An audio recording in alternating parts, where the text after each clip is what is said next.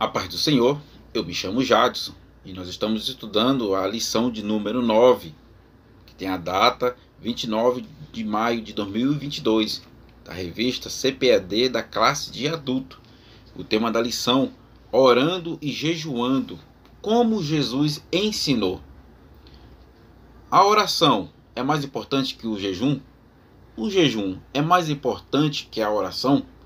Já no tema da lição nós vamos ver que Jesus ensinou, porque os discípulos pediram para que eles ensinassem como orar a Deus.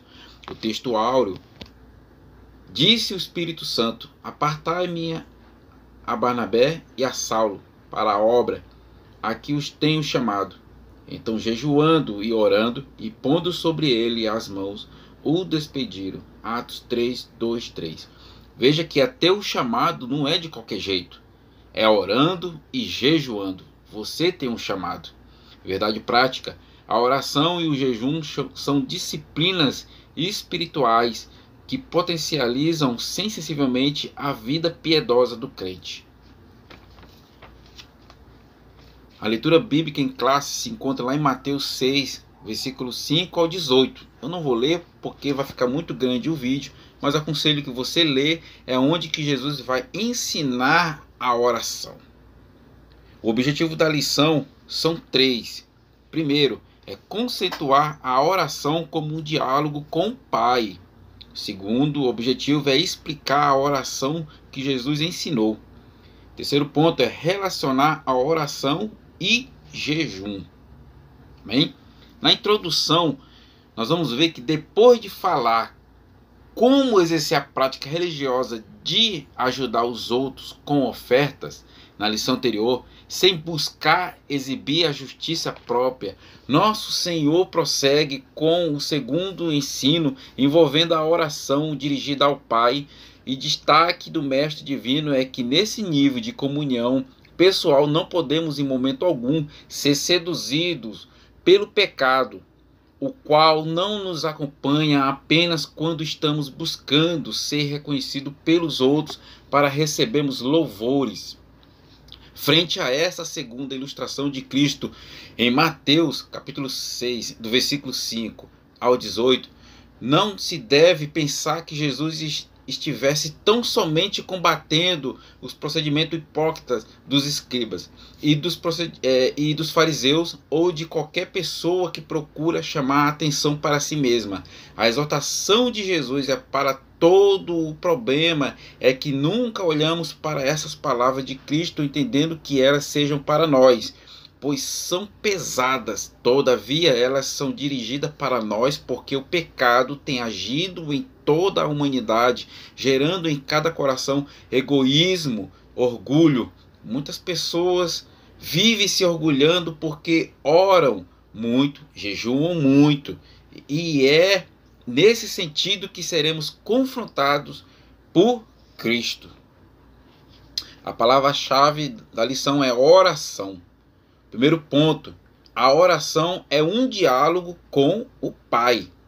Subtópico 1: a natureza da oração. Qual é a natureza da oração?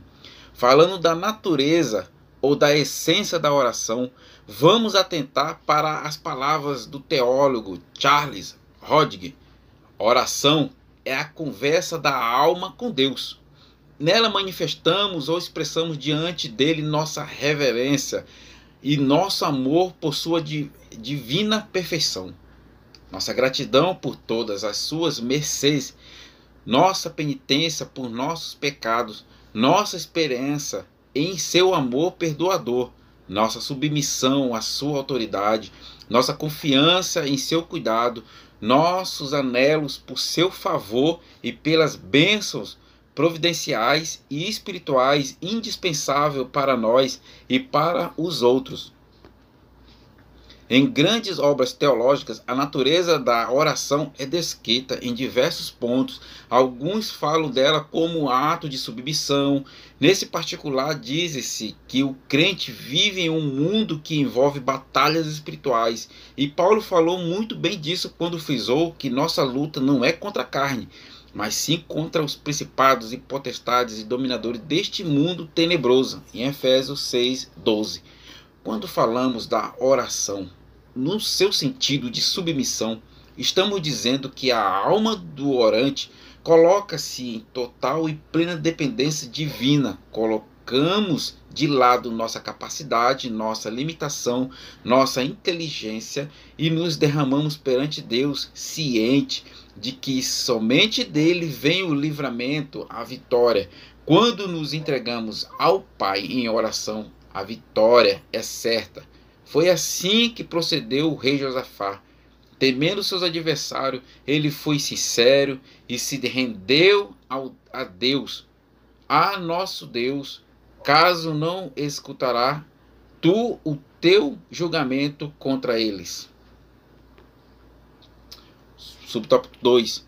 Como os homens de Deus viam a oração? Como os homens de Deus viam a oração?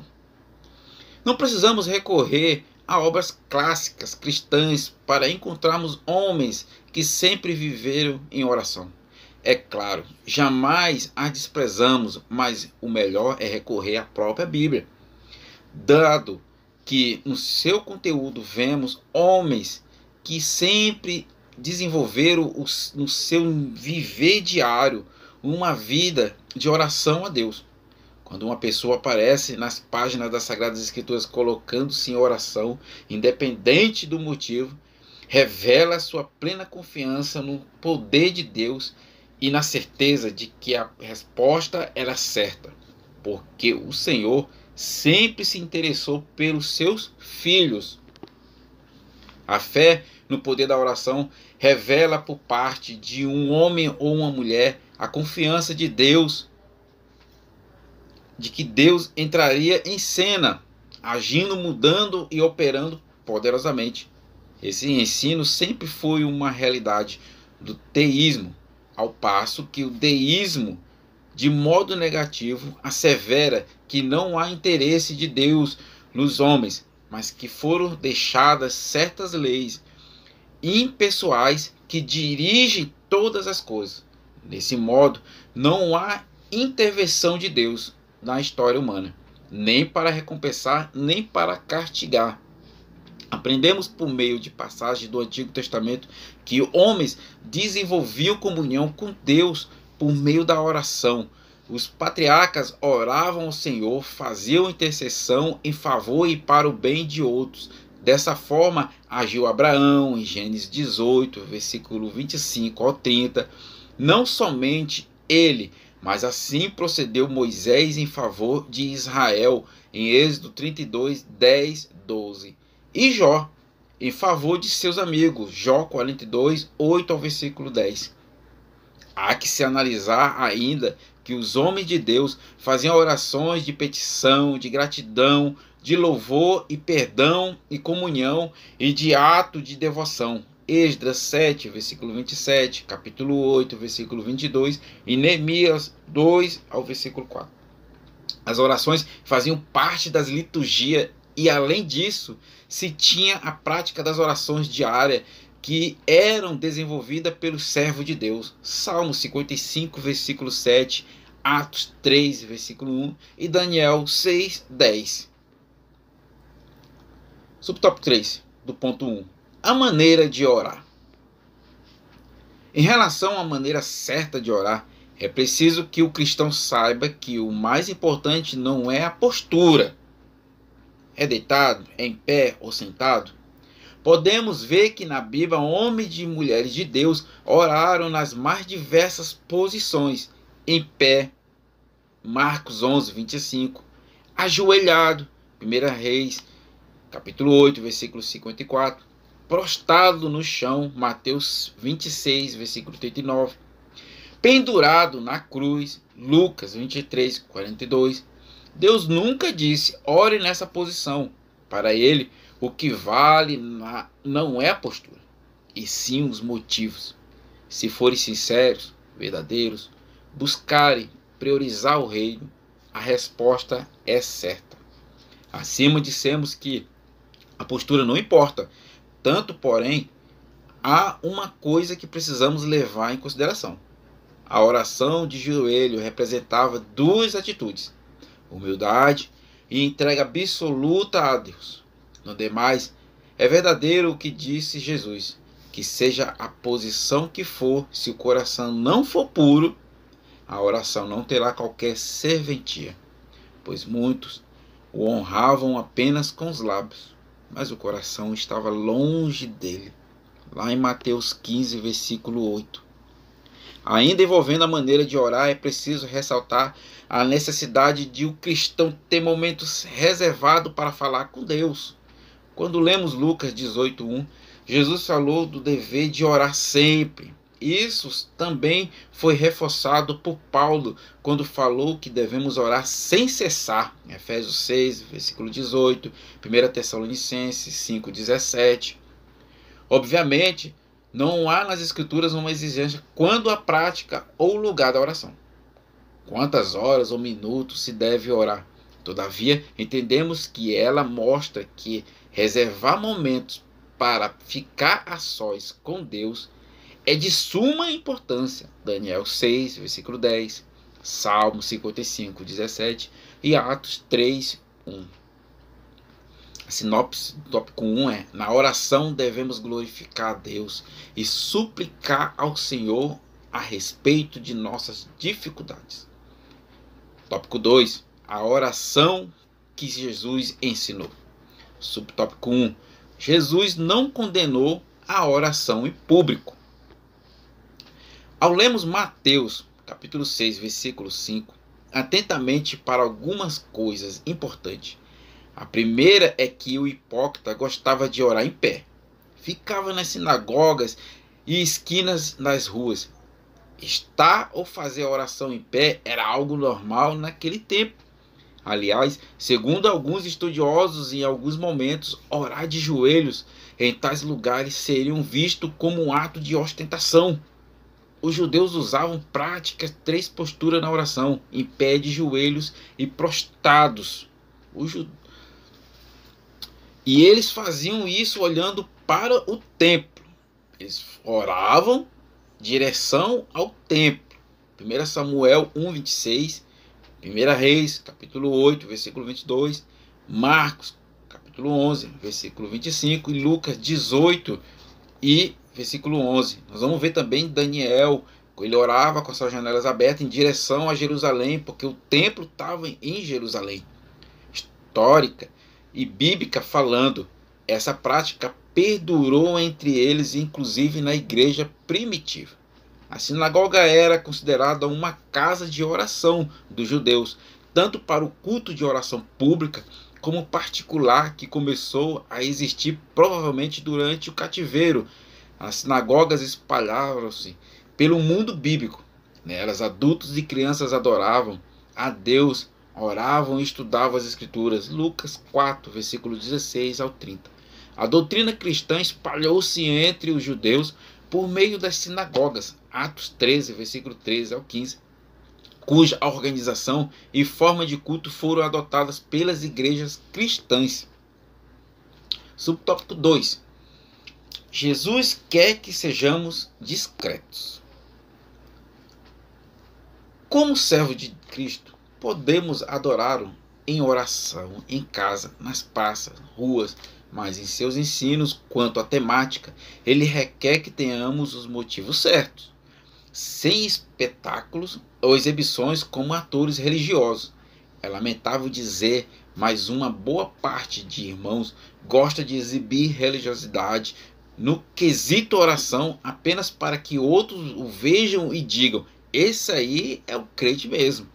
A prática da oração com intenção egoísta é prejudicial para o convívio espiritual, pois destrói a sua pureza, visto que esta não está sendo feita para Deus, mas para o benefício daquele que ora.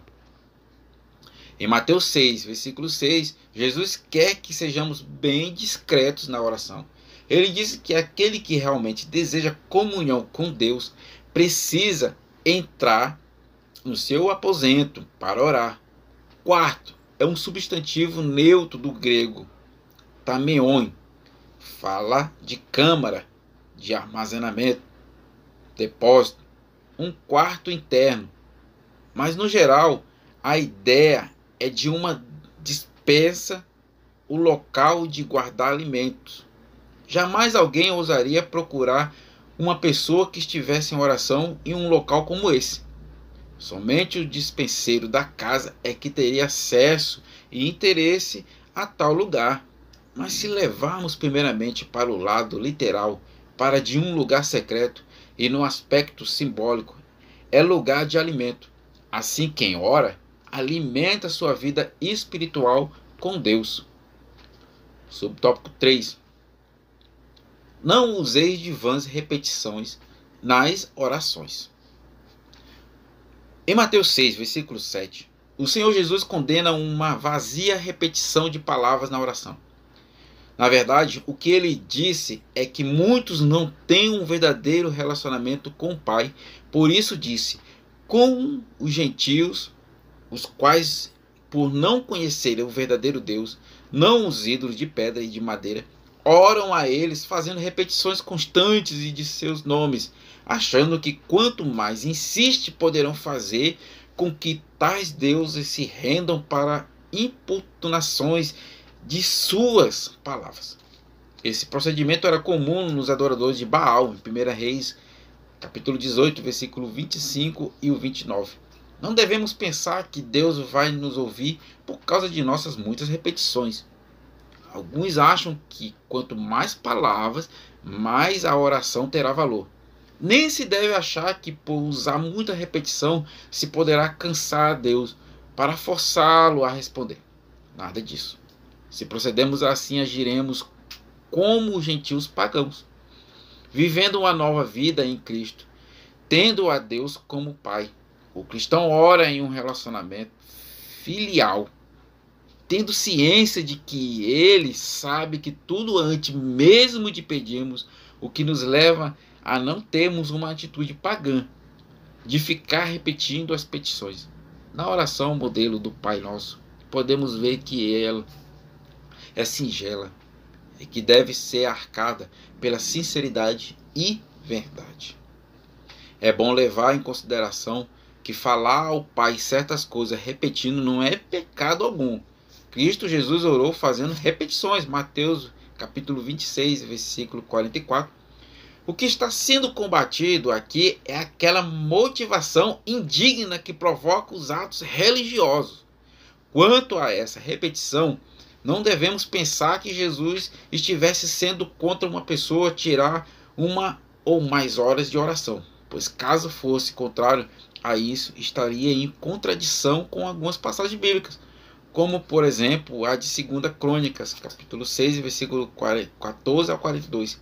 Há orações longas e breves nas Escrituras, mas o que Cristo queria enfatizar aqui era o motivo para os pagãos. Quanto mais longa e estridente fosse a oração, mais os deuses se voltariam para ela, conforme a explicação acima. Sinopse do tópico 2. O Senhor Jesus não condena a oração pública. Entretanto, a oração deve apresentar discrição em sua prática, bem como não ser conduzida por vãs repetições. Terceiro ponto, oração e jejum. Subtópico 1. A oração e jejum. Uma combinação perfeita. Paulo foi claro quando disse que temos uma luta contra as forças infernais. Efésios 6:12. Essa luta começa desde o momento em que aceitamos a Jesus como nosso Salvador, pois o inimigo lutará para acabar com o lindo trabalho que Cristo realizou em nossas vidas. Dessa forma, quem dará as orientações e estratégias necessárias para vencer o inimigo é Deus. Ele faz isso para que não fiquemos despreparados, mas para que saibamos como entrar nessa batalha e que tipo de armas podemos usar. As destacadas são jejum e oração, uma combinação perfeita para lutarmos contra as forças diabólicas. O cristão não deve tratar a oração no jejum como coisas mágicas, algo místico. Essas duas verdades só tem efeito quando entendemos, primeiramente, que nossa vitória vem de Cristo Jesus. João capítulo 16, versículo 11, Efésios 1, versículo 20 ao 22 e Colossenses 2, 15. Ao tomar ciência dessa verdade, o cristão resiste às forças de Satanás. Tiago 4, 7.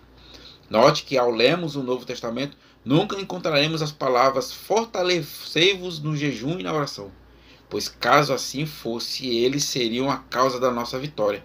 Porém, as Escrituras dizem, fortalecei-vos no Senhor e na força do seu poder. Efésios 6, 10. O mesmo podemos dizer do nome e do sangue de Jesus. Caso os usem em consciência da vitória de Cristo na cruz, será como sendo algo mágico. Não surtirá efeito. Dessa forma, procederam os jovens que foram expulsar um demônio, os 7 filhos de Seva, mas eles apenas ouviu falar do Jesus que Paulo pregava.